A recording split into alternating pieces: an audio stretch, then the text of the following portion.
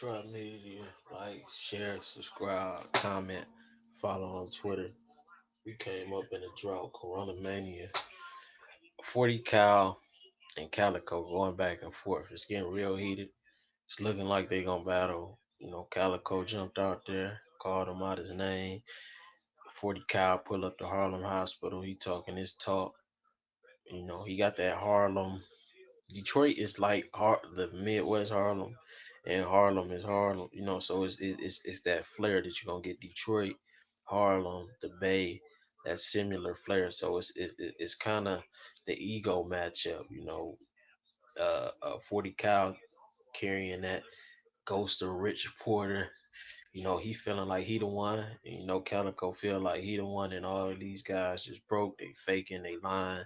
He living what he talking about. That if you pay in tune with Detroit music, you understand exactly what Kyle talking about. Or if your bottom of your shoes dirty, you understand what Calico talking about because you fresh out the mud or you in it right now. I feel like battle rap doesn't get Calico enough credit. I feel like Deluxe battle was overblown. It was more so how people try to say like Eminem killed Jay Z, and how people try to say, um, yeah, we still how people try to say M killed Jay Z. It's not. He didn't kill him. It just was a matter of perspective. Like Lux was talking from one perspective. They was in two different lanes, so it wasn't like you get a daylight and a Lux, and then you can really just compare apples to apples. He was talking one young street, arrogant, cocky. I'm living like a certain type of way, and he was talking older, conscious, 125th Street, side at the TV type of way. So it really was just a matter of preference. Cal came at the max, and Lux came at the max on his end. So a lot of that was home court advantage because it might not have hit the same way if they was in Detroit or somewhere else. And it just was in that right time when everybody was watching Polite and all of that. So it rung off in a different way. You had Diddy up top, but in reality, it wasn't like he killed Kyle. He just did very good in what he was talking about, and he did very good in what he was talking about. So that battle was debatable. And if you go back and really listen to sit down without a bias and listen today, it could go either way. And man, holding his own like that at that age, you got to give Kyle a lot more credit. And he also did what a lot of people didn't do. He 3-0 surf. Not only 3-0 surf, he did it in Jersey. Um, that I mean, you had to see it. It was real intense. You had somebody on Surfside talking crazy, Calico all in a section like niggas mean. So many shooters he can show up to the record with a team. Why he standing on their side like, and why dude talking crazy like it just the optics was crazy, the performance was crazy, the bars was crazy. Like Surfer go back and type something and it'll sound good, but it didn't hit like that in an actual battle. Like today, you'd be like, oh yeah, that was a good line. But watching the battle, you could tell Surf was uncomfortable. Cal was in his mode. He was comfortable. Like he's saying, it's a difference between metaphors and real rap. It wasn't this Surf that people see today, that real arrogant, cocky that he is with everybody else. It was a different guy on that stage with Calico that night. And that's no disrespect. It just, you can go back and watch it and you can see it. Calico was Calico and Surf was a bit toned down.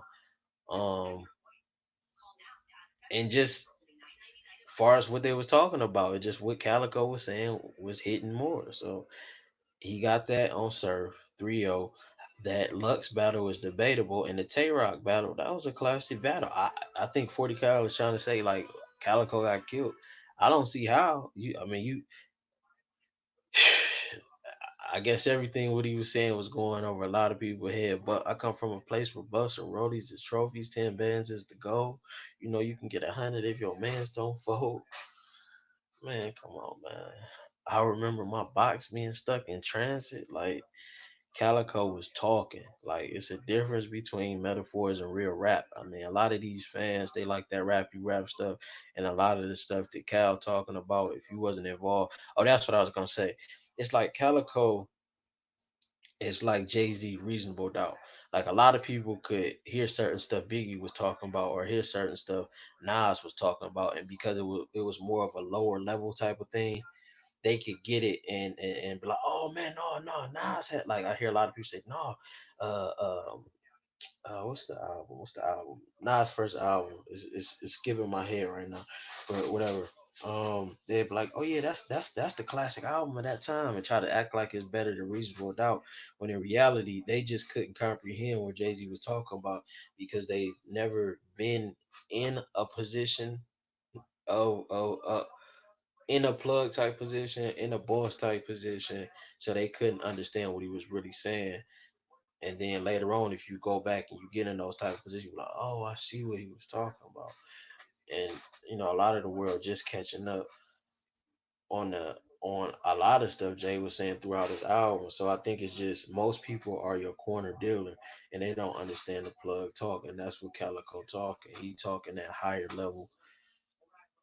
It's just a higher level talk and it goes over a lot of people's heads, and a lot of these guys they can talk it from a generic point of view, but he's giving it to you straight raw, and a lot of people just don't understand what's going on. And we understand why, because most of their stuff is made up. That's what I think. And your average listener, the closest they ever been to anything is a battle rap battle. So Calico, highly underrated. If we talking about Rushmore, I got Calico, Kayshawn, DNA, Daylight.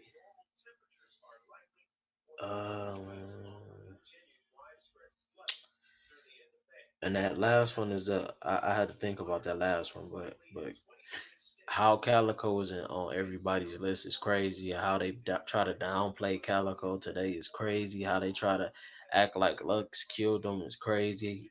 Now they talking about rock like wow. They act like the surf battle never happened. Like y'all gotta stop it. Really go back and slow it down and try to catch what he's talking about. His performance is always there. When he's in his bag, he's arguably the hardest person to beat because it's that aggressiveness with the ability to actually rap and with real stories. So everything Cal brings to the table, that's what I want to hear in a rap battle. It makes it feel like, oh yeah, yeah, this that.